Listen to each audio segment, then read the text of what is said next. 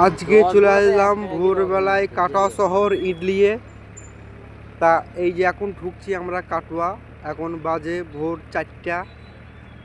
তা কাটোয়া শহরটা ভেতরটা আজকে তোমরা দেখো, আমরা ইডলি যাচ্ছি। এটা যে bus stand, Katwa bus stand. তা বন্ধুরা সব দাঁড়িয়ে চা খাচ্ছে, আমাদের খেতে ইচ্ছা হচ্ছে, তা কিন্তু খেলতে হবে না, 90 পড়ে গেলে আর বেরোতে দেবে না। নেতাজি সুভাষ চন্দ্র বসু, এই যে কাটোয়া, বাঁ দিকে বর্ধমান, কাটোয়া বর্ধমান। ওই চাচা এসে দেবো মনে করলাম যে পয়সাটা বেঁচে গেছে, আর বাজলো না, সামনে ধরে ফেলেছে। তা যাই হোক, আপাতত রেলগেট পার মারছি। এইসব জায়গাগুলো এত জাম, পা বাড়ানো যায় না। এখন পুরো ফাঁকা, কেন ইট বোঝাই গাড়ি রাত্রে ছাড়া ঢুকতে দেয় না।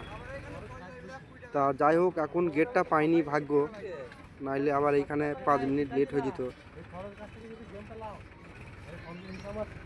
তাই দেখো কাটোয়ার প্ল্যাটফর্ম পুরো একবার সাদা হয়ে।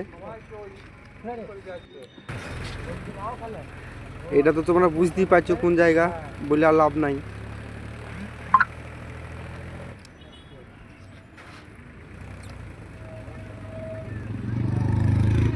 এখন পুরো ফাঁকা। একটা চায়ের দোকান,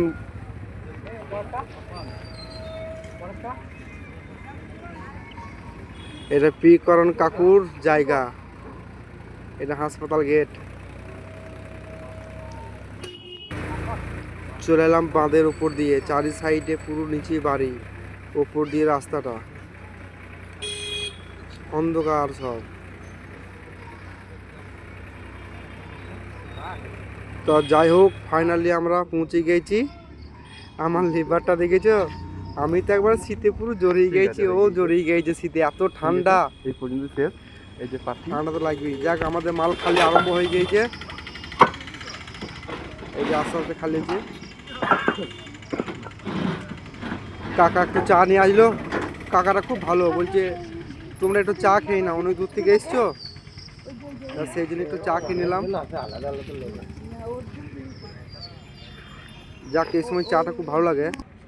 তা যাই হোক, আমাদেরও কাজ শেষের দিকে, আমাদেরও ভিডিও শেষ, আমরাও শেষ। চলো টাটা, বাই বাই।